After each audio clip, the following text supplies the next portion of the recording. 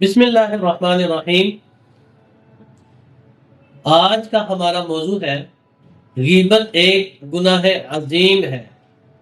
اللہ تبارک و تعالی نے قرآن مجید فرقان حمید میں ارشاد فرمایا، یا ایھا الذین آمنوا اجتنبوا کثیرا من الظن ان بعد الظن اثم ولا تجسسوا ولا یغتب بعضکم بعضا ایحب احدکم ان یأکل لحم اخیہ میتا فکرہتموہ واتقوا اللہ ان اللہ تواب الرحیم۔ اے ایمان والو، بہت گمانوں سے بچو، بے شک کوئی گمان گناہ ہو جاتا ہے، اور کسی کا عیب تلاش نہ کرو اور غیبت نہ کرو۔ کیا تم میں سے کوئی شخص یہ پسند کرے گا کہ اپنے مرے ہوئے بھائی کا گوشت کھائے؟ تو تمہیں یہ ہرگز پسند نہیں ہوگا۔ اور اللہ تبارک و تعالیٰ فرماتا ہے، واتقوا اللہ، اور اللہ سے ڈرو، ان اللہ تواب الرحیم، بے شک اللہ تبارک و تعالی بہت توبہ قبول فرمانے والا مہربان ہے۔ کریمہ کو علیہ الصلوۃ والسلام نے اسی کے متعلق ارشاد فرمایا۔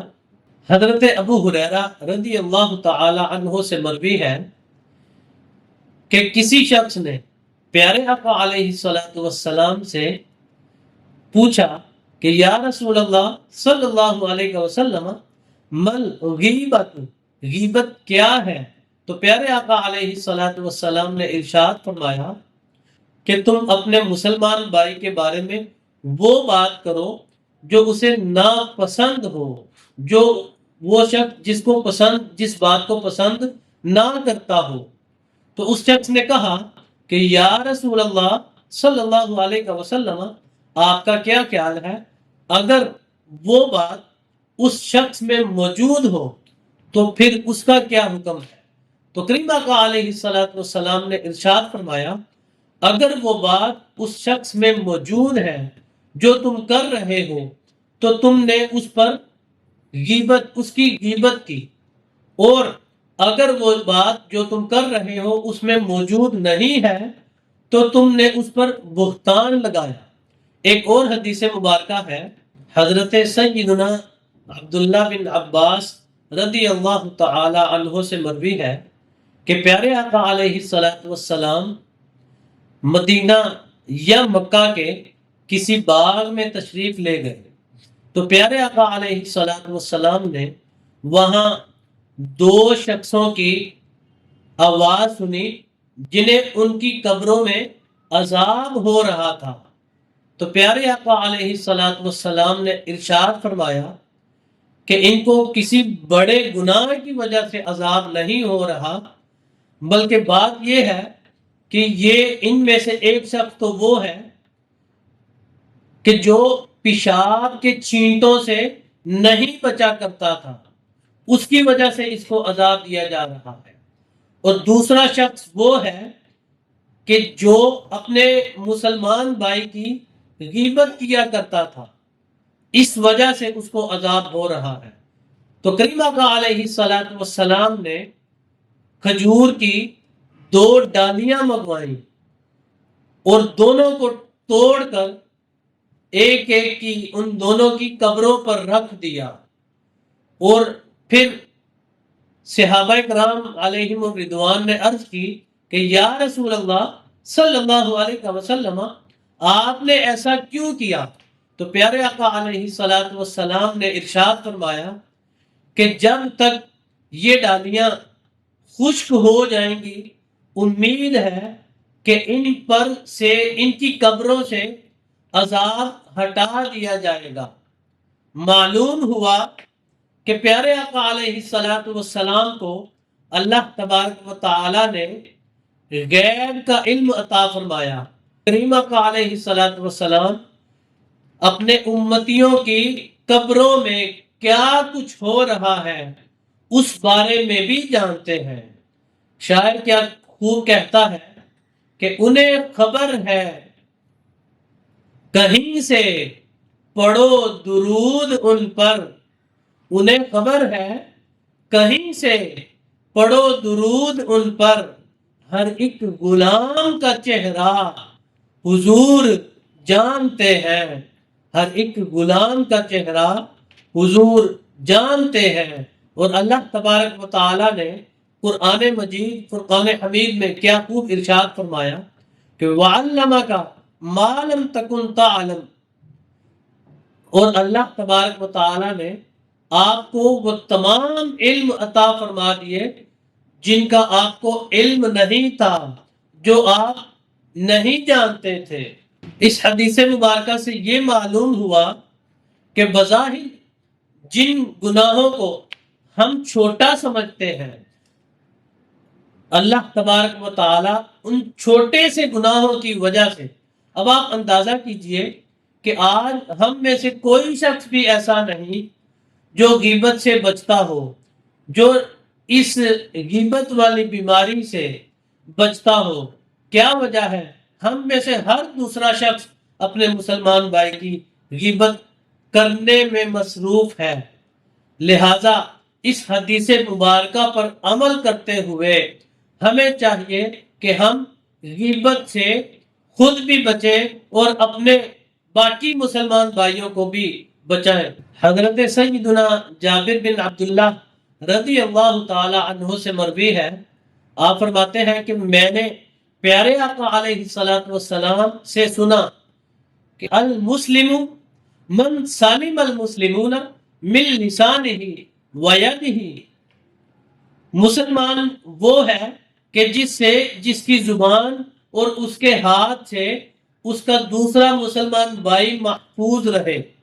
حضرت سیدنا حذیفہ رضی اللہ تعالی عنہ سے مروی ہے کہ کریم آقا علیہ السلام نے ارشاد فرمایا کہ چغل خور شخص جنت میں نہیں جائے گا۔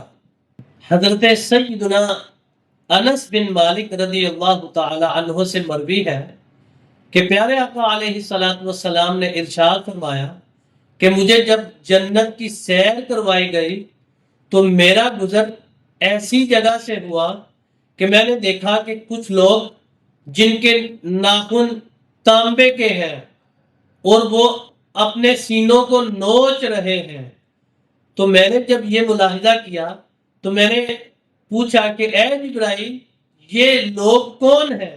تو جبریل امین علیہ السلام نے عرض کی کہ یا رسول اللہ صلی اللہ علیہ وسلم، یہ وہ لوگ ہیں جو اپنے مسلمان بھائی کا گوشت کھایا کرتے تھے، اپنے مسلمان بھائی کی غیبت کیا کرتے تھے اور اپنے مسلمان بھائی کی بے عزتی کیا کرتے تھے۔ آئیے اسی غیبت کے متعلق ایک واقعہ آپ کی گوش گزار کرتا ہوں۔ ایک تابعی بزرگ ہے حضرت ربعی۔ اچھا، تابعی کسے کہتے ہیں؟ تابعی اس خوش نصیب شخص کو کہتے ہیں کہ جس نے حالت ایمان میں صحابی رسول کی زیارت کی ہو۔ اور صحابی کسے کہتے ہیں؟ اس خوش نصیب شخص کو کہتے ہیں کہ جس نے حالت ایمان میں پیارے آقا امام الانبیاء تاجدار کائنات صلی اللہ علیہ وآلہ وسلم کی حالت ایمان میں زیارت کی ہو اور اس کا خاتمہ بھی حالت ایمان پر ہی ہوا ہو۔ اچھا، حضرت ربعی رضی اللہ تعالی عنہ جو کہ تابعی بزرگ ہیں، آپ فرماتے ہیں کہ میں ایک مجلس میں گیا، وہاں پر مسلمان بھائی آپس میں باتیں کر رہے تھے، تو میں اس مجلس میں بیٹھ گیا۔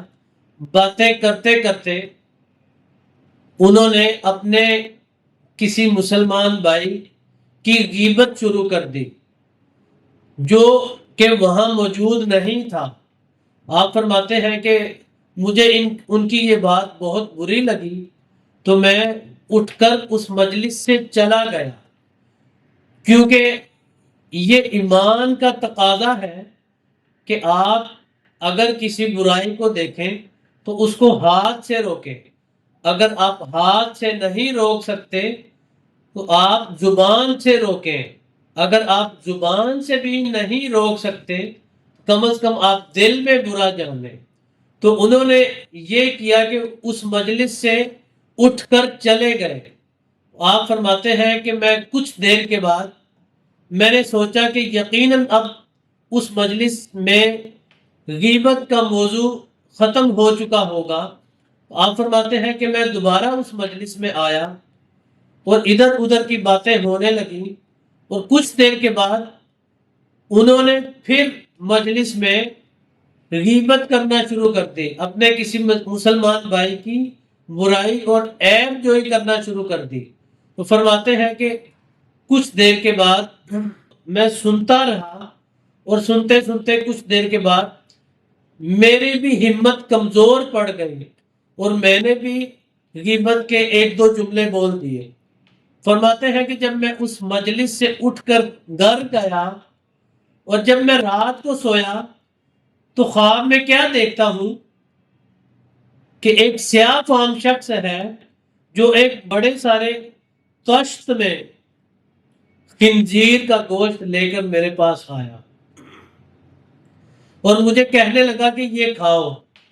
فرماتے ہیں کہ میں نے اس کو کہا کہ یہ تو خنزیر کا گوشت ہے، یہ میں تو مسلمان ہوں، میرے لیے تو یہ کھانا حرام ہے. تو فرماتے ہیں کہ میں نے اس کو منع کیا، پھر اس نے اصرار کیا.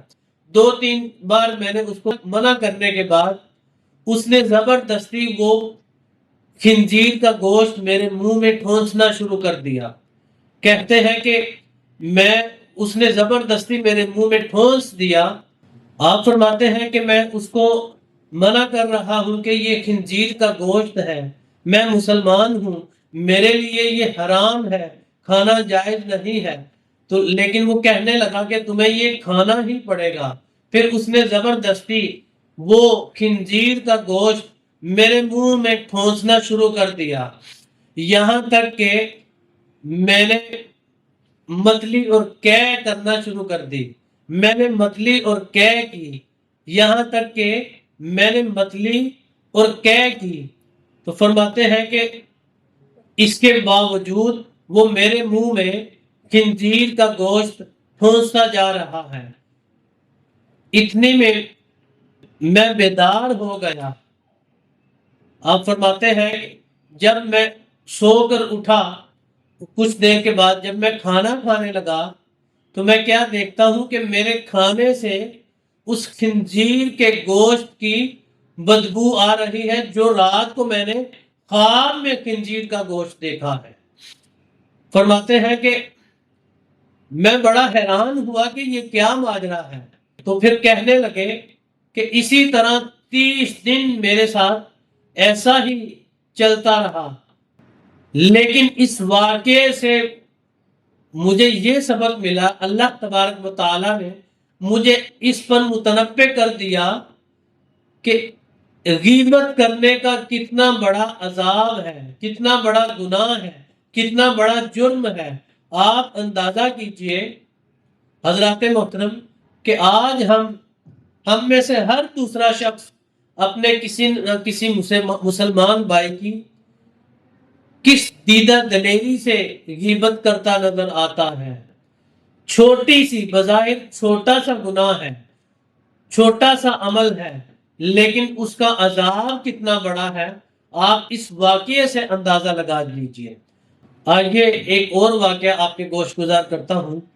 حضرت خواجہ نظام الدین اولیاء محبوب الہی رحمت اللہ تعالی علیہ، ایک شخص آپ کی غیبت کیا کرتا تھا اور آپ اس شخص کو روزانہ کھانے کے لیے وہ طرح طرح کے آپ پر الزامات لگایا، آپ کی عیب جوئی کیا کرتا تھا، آپ کے خلاف زبان درازی کیا کرتا تھا، آپ کے بارے میں بڑی بےہودہ باتیں کیا کرتا تھا. لیکن اس کے باوجود آپ رحمت اللہ تعالیٰ نے اس کے گھر روزانہ کھانے کے لیے کچھ نہ کچھ بھیجا کرتے تھے. طویل عرصے تک یہ سلسلہ چلتا رہا۔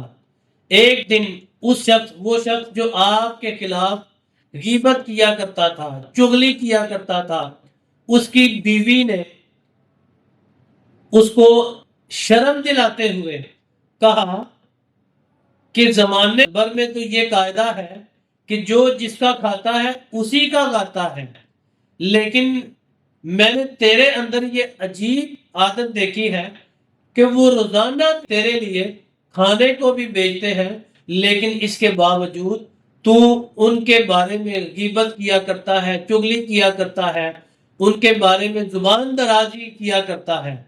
تو اس نے جب کچھ تھوڑا سوچا، سوچنے کے بعد اس نے آپ کے خلاف غیبت کرنا چھوڑ دی، غیبت کرنا بند کر دی، عیب جوئی کرنا بند کر دی۔ تو آپ رحمت اللہ تعالی علیہ نے اس کے گھر کھانا بیچنا بند کر دیا۔ وہ شخص آپ کے پاس آیا اور کہنے لگا کہ حضرت کیا معاملہ ہے؟ جب میں آپ کی غیبت کرتا تھا تو آپ مجھے بڑی بڑی انعامات سے نوازا کرتے تھے، لیکن جب سے میں نے آپ کی غیبت کرنا چھوڑ دی تو آپ نے مجھے نوازنا بھی چھوڑ دیا، مجھے انعامات اور اچھے اچھے کھانے دینا بھی چھوڑ دیے۔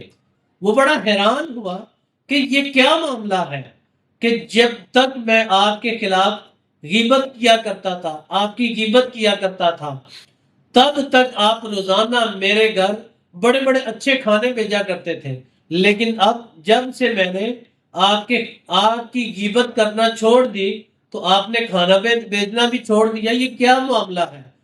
آپ فرماتے ہیں کہ جب تو میری غیبت کرتا تھا تو لہذا تو میرا اجیر تھا، میں تجھے اپنے پلڑے میں، چونکہ تو میرے پلڑے میں نیکیاں بھیجا کرتا تھا تو میں تجھے اس کی اجرت دیتا تھا۔ اب چونکہ تو نے وہ کام چھوڑ دیا تو اب اجرت کس بات کی؟ حاضرین محترم، اس واقعے سے اندازہ لگائیے کہ غیبت سے انسان کی نیکیاں کتنی تیزی سے جڑتی ہیں اور اس کے گناہوں میں کتنی تیزی سے اضافہ ہوتا ہے۔ دعا ہے کہ اللہ رب العزت ہم سب کو بھی اس غیبت والے عذاب سے بچائے، اور اللہ تبارک و تعالی ہم سب کو آپس میں مل جل کر رہنے کی، اپنے مسلمان بھائیوں کے بارے میں اچھا گمان رکھنے کی اور ان کو نیکی کی طرف آنے کی ترغیب دینے کی توفیق عطا فرمائے۔ وما علینا الا البلاغ۔